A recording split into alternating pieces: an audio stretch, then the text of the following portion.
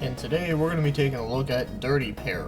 Now when you first hear the name of this show, the first thing that comes to your mind is that it's going to be a hentai, isn't it? Or you could be thinking that it's just a pair that fell into a pile of mud. Okay, with all jokes aside, it has nothing to do with any of those two things. So this anime called Dirty Pair is based off a bunch of light novels with the same name. So for now, like we always do, let's talk about the story first. So it takes place in the year 2138, where now civilization is taking place at thousands of star systems away. And there is one big corporation called World Welfare Works Association, or short form is 3WA. And they must really love their company, because I mean they even built their building to look exactly like 3 W's and an A. So this company normally has to deal with the whole slew of problems that happen, and it mostly focuses on the Incredible Investigation section, and two characters that involved in that section are Kei and Yuri. As you can take a guess, they're the two main characters of this show. And if you ask me, I find this show really reminds me of the Lethal Weapon movies, but instead it's with two chicks and it's also setting in a cyberpunk world. So these two claim themselves to be the Lovely Angels. But because they keep on leaving destruction behind them wherever they go, people refer to them as the Dirty Pair, which is how this name came up with. So first you have Kei, who is very high-tempered but also has very high motivation. She's more tomboyish in this one. And then you get Yuri.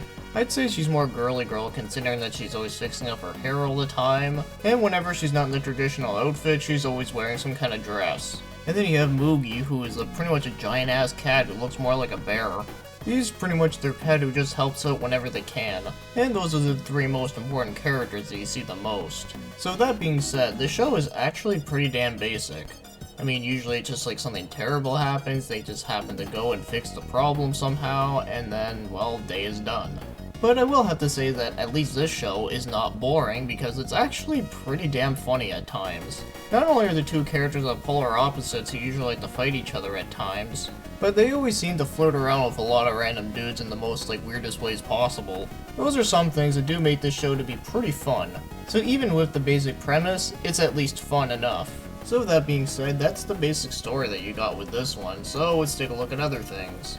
Now as for the animation in the show, I'd have to say it's pretty good, but it's not the best that I've seen for its time. But there are some parts in the action scenes that do look pretty nice, but I mean other than that though, the show is generally pretty good. But either way, I really don't have any complaints about it at all. Also, some of their outfits are pretty interesting looking, and of course, you know, the whole traditional one. Yeah, what the hell kind of cops actually dress up like that? But either way, it's one of those stupid things you don't question. So with those outfits being very revealing, well, yeah, the show actually does have some pretty big fan service in it, but definitely not on the level as a lot of things from nowadays. But I figured I'd mention that because it is there enough times. And thankfully, it does not oversaturate the very little story that this show has. But I ain't complaining, so let's move on. Now as for the music in this show, it's pretty good. It's not my most favorite thing ever, but it does suit the tone of this show at least. And as for the opening, it's pretty catchy. I do kind of like it. Not my favorite thing ever, but you know, it's definitely listenable. Listenable. It's not even a word, but I'm saying it anyway because fuck you, that's why. Nah, I'm just kidding, but seriously though, let's just move on and talk about the voice acting, and well, it's only in Japanese, so you know what I'm going to be saying from here. I can't understand it, therefore I can't judge the quality, blah blah, and I really don't see anything wrong with it as far as I can tell. And man, this was a really short review because I'm already talking about the score.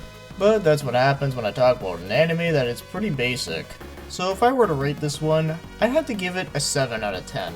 Now I am being a little bit generous here, mostly because if you went into this show expecting some serious shit, then you're gonna hate it. But if you go into it expecting some mindless dumb fun, then yeah, the show is actually pretty enjoyable for that. Now personally, I think people should walk into this show expecting a mindless dumb fun thing. Mainly because if you have a show that's called Dirty Pair, I mean, I really don't think the show is meant to be taken too seriously. I mean, the name is just dumb as hell, but at least it suits the show, because yeah, the show is pretty dumb, but it's at least enjoyable. Because at least it's not trying to be serious or anything like that. If that were the case, that would be a pretty big problem. Now, of course, the show is not going to be for everyone. But I did enjoy it because it was not trying to take itself seriously, the interactions with each other are just really funny, and I do like the concept myself, mainly because, well, you know, I actually like Lethal Weapon. And the setting that the show is in is also pretty interesting. So I like it for those reasons, and of course I can understand why people wouldn't like it for that. But something else I figured I'd mention here is that, did you know that there's actually 2 episodes that were unreleased originally, but then they released them later on as OVAs to direct video? Now, is there any more Dirty Pair series? Well, yeah, there are, but they're all OVAs. Now, I might take a look at 1 or 2 of them, but it really depends how I feel. But anyways, I'm ending this video right now, so if you like some busty babes saving the day in some ridiculous adventures, then, well, this is for you.